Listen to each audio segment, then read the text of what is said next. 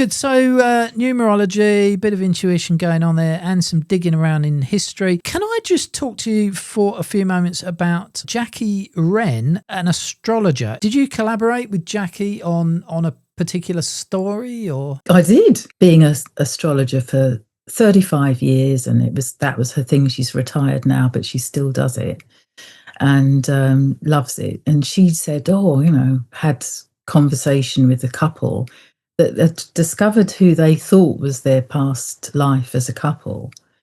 And then they came to her and said, could you do the astrology? Because we know what their date of births are. And it's all worked out on that, of course, initially. And she found out that their charts correlated to, the two people, to their couple in the present. And there was like characteristic similarities, the circumstantial similarities. They must have been maybe asking about certain things. Maybe they wanted to plan to do something. And an astrologer can look at your chart and say, well, Saturn's in this moon and your 12th house and in your north node or whatever. And it doesn't mean a huge amount to me. She's the expert. But I heard her say that and I thought, wow, I wonder if she could work on one of my particular clients, Rose, who was going through quite a lot of difficulty with a relationship she'd had. And I'd already discovered who these people were in their past life. Wonder if she could do their astrology and find out, what's going on in the present day and whether she should pursue the relationship as a friendship or whether she should just completely walk away, or what were the signs.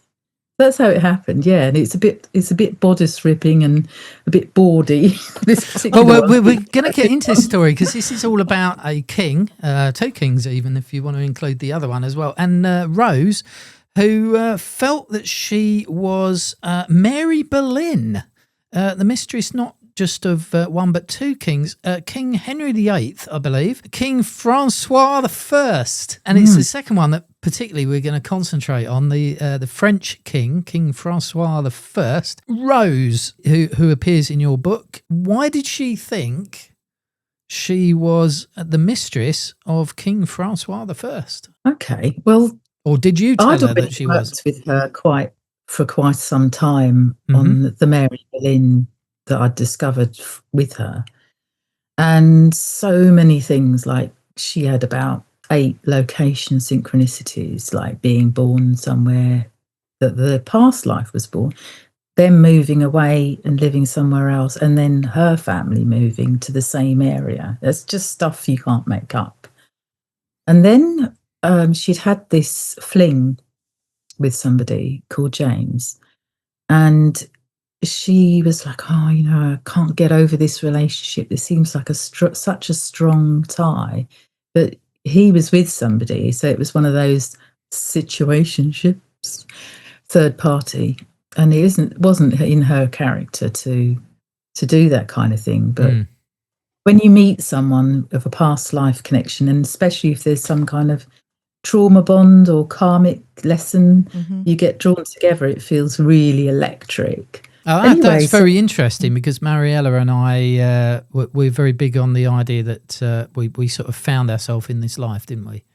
Found each other in this life. And that it was a soul contract. It was a soul contract of some sort. Yeah. That's sort of what you're talking about there, isn't it?